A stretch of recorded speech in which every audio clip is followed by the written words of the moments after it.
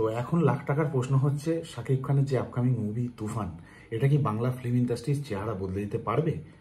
কিছু লোক বলছে কখনোই পারবে না, কারণ এর আগে অনেক প্রমিস করা হয়েছে, অনেক কিছু আমরা দেখেছি শাকিব খানের তরফ থেকে বা তাদের মেকারদের তরফ থেকে, বাট আউটপুট লাস্টে এসে সেই জিরো বা সেই লেভেলে আউটপুট আসেনি। হ্যাঁ, মাঝখানে কিছু মুভি হিট করে গেছে, শাকিব খানের একটা কারিজমা রয়েছে, সেটা অস্বীকার করার জায়গা নেই, বাট কিন্তু মুভির যে লুক অ্যান্ড ফিল সেটা কখনোই আনতে পারেনি বাংলাদেশের কোনো ফিল্ম।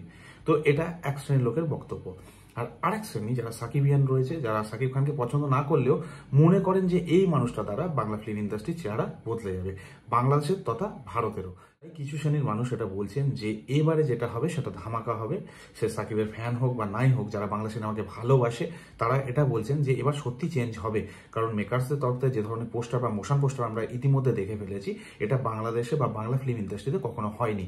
তো আশা করা যায় এবারে নতুন কিছু একটা পরিবর্তন হবে। তো আমি যারা সাকিবিয়ান রয়েছে অর্থাৎ সাকিব খানের ফ্যান রয়েছে তাদের কাছে আমি পরে আসছি, ভিডিও শেষে আসছি, কিন্তু তাদের কাছে প্রথমে যাব যারা মনে করছেন যে এটা আর 5টা মুভির মতো, আগে এরকম প্রমিস করা হয় বাট আউটপুট সেই জিরো। তাদের প্রথমে বলতে চাইবো যে আগে কোন বাংলা সিনেমায় আপনি এ ধরনের মোশন পোস্টার দেখেছেন, মনে করতে যদি পারেন তাহলে সেটা অবশ্যই কমেন্টে জানাবেন। লাস্ট কবে আমরা এরকম মোশন পোস্টার বা পোস্টার দেখেছি বাংলা সিনেমার ক্ষেত্রে, মনে পড়ে কি কারোর? আশা করি কারোর মনে পড়ে না। আমরা সাউথে দেখেছি, তামিল তেলেগু এদের মুভিতে দেখেছি, হিন্দি মুভিতে দেখেছি, বাট বাংলা সিনেমায় এই ধরনের মোশন পোস্টার আমি সম্ভবত প্রথম দেখলাম। আশা করি অনেকেও এই জিনিসটা দেখেননি। তো যেরকম সকাল দেখলে মনে হয় যে দিনটা কেমন যাবে, তো এই পোস্টার বা মোশন পোস্টার থেকে আমরা একটু আন্দাজ করতে পারি যে মুভিটা কেমন হবে। এবার পুরোপুরি মুভিটা কি আছে সেটা পরের প্রশ্ন, বাট দেখে লুক অ্যান্ড ফিল দেখে যেটা মনে হয় যে এটা কিছু একটা আলাদা করবে। এই মুভিটা খুব ভালো রকমের ওয়ার্ক করতে পারে বা বাংলা ফিল্ম ইন্ডাস্ট্রির চেহারা বদলে দিতে পারে, তার অন্যতম কারণ হচ্ছে এসবিএফ।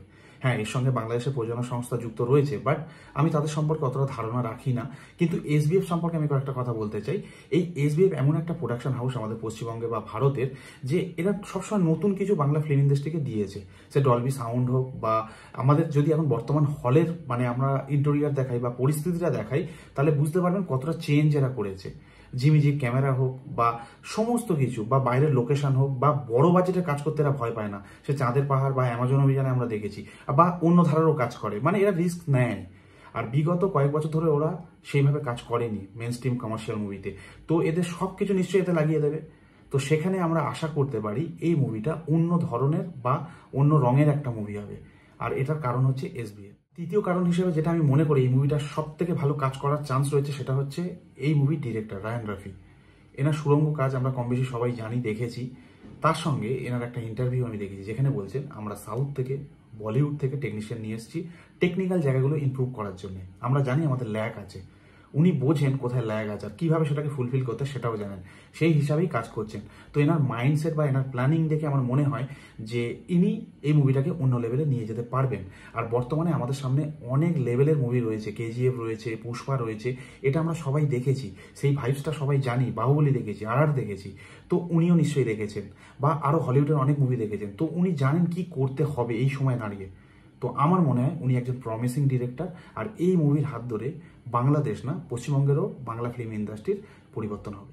আর চতুর্থ কারণ হিসাবে যারা ব্যাখ্যা করব বা মূল সম্পদ বলা যায় এই মুভি, সেটা হচ্ছে সাকিব খান। এই মুভিটা সাকিব খানকে বাদ দিয়ে বানানোই সম্ভব না।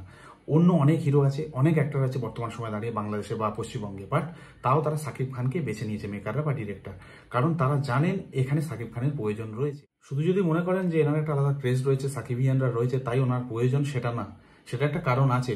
এনার মুভি এতদিন ধরে সাপোর্ট করে এসেছে, তারা যাবে, সে যাই মুভি করুক না কেন, এনার একটা আলাদা ফ্যান বেস রয়েছে, মানুষ ভালোবাসেন এনাকে, অনেক দিন ধরে ভালোবেসে আসছেন, কেন যাবেন না, সেটা আলাদা ব্যাপার।